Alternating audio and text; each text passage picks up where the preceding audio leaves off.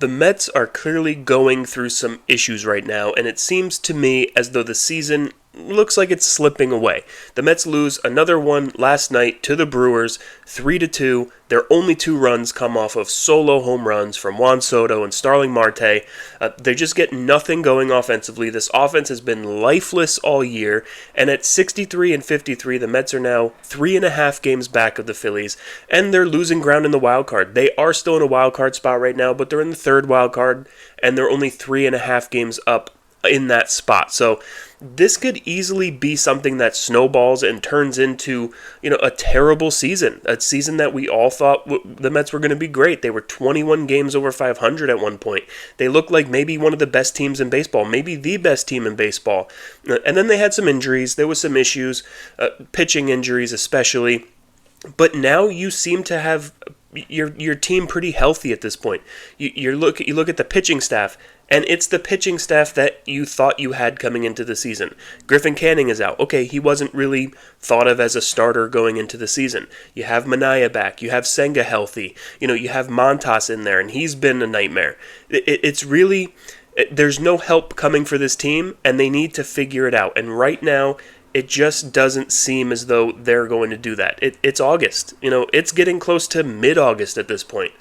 They should have it figured out. They should know what's going on. And I hear all the talk, fire Chavez, fire Barnes, fire the hitting coaches. It doesn't matter. These are guys who are professional hitters, and coming into the season, we thought that this was going to be not just a good, but a great offense, and they have not performed. You look at the Fab Four, the supposed Fab Four, after they were called that by Steve Cohen, they've been terrible. In the last 15 games for the Fab Four, they have 10 home runs, 39 RBIs, and a 663 OPS combined. They've also struck out 71 times in 15 games. And over the last 31 games, they have 18 home runs. They have a 730 OPS, but they've struck out 133 times. So tell me how they're the Fab Four. This is a team that was built on the top four in their lineup. And their top four in their lineup are not having great years. Alonso got off to a wonderful start, looked like he was going to be an MVP candidate the first month and a half of the season, and he's disappeared. In his last 30 games, Pete Alonso has 7 home runs, 25 RBIs, and a 648 OPS. He also has a batting average in that time of 174 with 28 strikeouts in 30 games. So, really bad stretch, and he's been bad since mid-May, basically. Like, he hasn't contributed to this team for a couple of months now.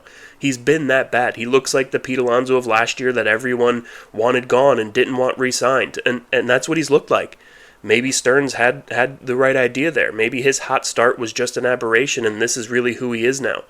And over his last 15 games, he's got 4 home runs, 14 RBIs, a 633 OPS, and he's hitting 190. So a little bit better in the last 15 games than over the last 30, but still, this is a guy who's supposed to be your big power hitter, your big RBI guy, and in the early season he was, and he just hasn't done that for a while now. Lindor, 2 home runs and 9 RBIs over his last 15 games, 723. Over his last 30, he's got a 697 OPS with 32 strikeouts in 30 games. That's not his game. He shouldn't be striking out that much. He should, he has more power than he's shown. He needs to get on base more, especially as a top-of-the-order kind of guy, and he's not doing it. You look at Nimmo. Nimmo has looked awful lately. He can't hit a fastball down the middle of the plate. A 93-mile-an-hour fastball down the middle, and he swings through it. He's been awful. And I know he had a little bit of a hot streak, and if you look over the last 30, he hasn't been as bad as these guys. He has a 760 OPS, but he's got 39 strikeouts in his last 30 games. He's got 24 strikeouts in his last 15 with a 600 OPS. So those guys just are not producing. And the guy that we all expected, obviously, to be our superstar, Juan Soto, he hasn't been bad over the last 30 games. He's got about an 800 OPS with 7 home runs and 18 RBIs. But over the last 15 games, he's got a 695 OPS. He's struck out 13 times in the last 15 games, which is, he's not supposed to be a super high strikeout guy. A 34 strikeouts in his last 30 games. So ever since his incredibly hot June, he's really done nothing. And we expected the bottom of this order to maybe not be that great. And they weren't, and they haven't been all season long. You talk about guys like Beatty and even Vientos, and McNeil has been okay. He hasn't been great. He hasn't been bad. Tyrone Taylor for most of the season. Now Cedric Mullins. That's another guy who they get in a trade, and I think he's 1 for 20 or 1 for 19 since joining the Mets. Like, this guy is not an upgrade. We could put Tyrone Taylor in there and he'd be doing the exact same thing and playing better defense and being better on the bases. So, at the end of the day, I'd rather have Taylor than what we've seen out of Mullins so far. Now, I'm not giving up on Mullins. Maybe he'll do something. Maybe he'll have a big moment. I don't know. It's the same story every day with this team. The pitchers cannot go 5 innings. Not even 6. Like, I'm not even talking about giving you 6 innings. I'm not even expecting 6 innings at this point, but can you at least go 5? The Mets built this super bullpen of all these guys, and it doesn't even matter because they never have a lead late in the game to use them. So what's the point of having a great bullpen if you never have a lead? To keep you in the game, for the offense just not to do anything? Or for the offense to, in the 9th inning, tease you, hit a double, hit a base hit, and then get thrown out at home plate. A stupid decision there by Mendoza, not pinch running Taylor for Marte there. I think Mendoza, in his mind, somehow still thinks Starling Marte's fast. He's not. You should have pinch run from there. There's no reason not to at that point. I know you lose him for the DH spot, and Tyrone Taylor goes in that spot. Whatever, who cares? You're trying to win a game. You're trying to tie the game in the 9th inning. You can't be worrying about extra innings at that point. You have to stay in the game. So dumb decision there by Mendoza not to, pinch run for Marte there with Taylor. And honestly, I don't know what exactly is missing from this team. I don't think it's a Eric Chavez issue or Jeremy Barnes issue. I think it's really something in the clubhouse. I think it's something they're missing because last year's team would have won that game last night because they had heart and they had grit and they cared. And it seems like this team just doesn't have that same spark that last year's team did.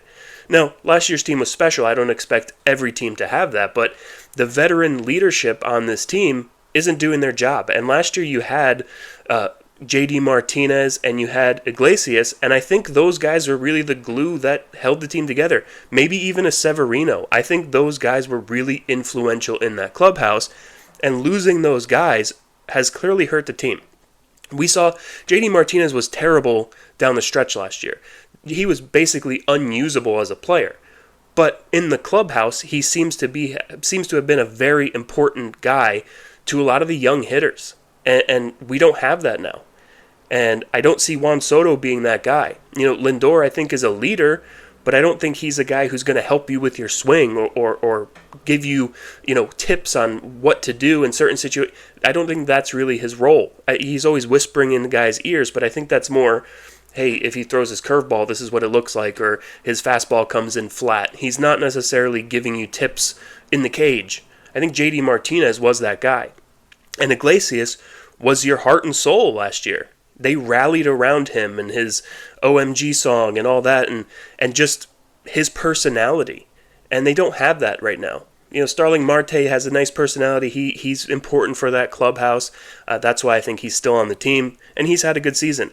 If you tell me if there's one player that I think has no responsibility for how the Mets are playing right now, that's Starling Marte. He's done everything you can ask of him and more. You did not expect this type of season from Marte coming in. I mean, the guy I think he's leading the team in batting average. And, he's just done his job. And he's the only guy offensively that has done that. So, honestly, I'm not even mad at this team anymore. Like, I watch the game every day knowing exactly what's going to happen. They might get a couple runs early, and then the offense will go to sleep for 6 innings, and then in the 9th, they'll wake up, but they'll be 4 runs behind. So it doesn't even matter at that point. I don't know what it is. There's no in-game adjustments. There's no whatever. I'm not a hitting coach. I can't sit here and tell you I know that what they're doing wrong. But that's not my job to do that. That's their job to do that and their job to figure it out. And right now, there seems to be no accountability. Mendoza makes excuses for everything, for his coaches, for his players. Then you have Stearns making excuses for Mendoza and the players. And, I don't know. Maybe let's hear from Steve Cohen. Maybe he can light a fire under someone's ass. because someone has to. Because this isn't the way the team should be playing right now. This team is better than what they've been doing. Now, in saying all this, maybe I'm delusional, maybe I'm a crazy person, but I still watch every day hoping that they're going to figure it out. And I still have some level of faith that maybe these Fab Four will get it going somehow and do enough to win some games and to get in the playoffs and maybe do some damage. Maybe I'm delusional, but I still think that possibility exists. I still watch the game every day and get frustrated. I can't even really... You have to do something else while it's on because it's so boring to watch. It's so boring to watch 9 guys come to the plate and just try to hit a home run. They're not trying to move guys along.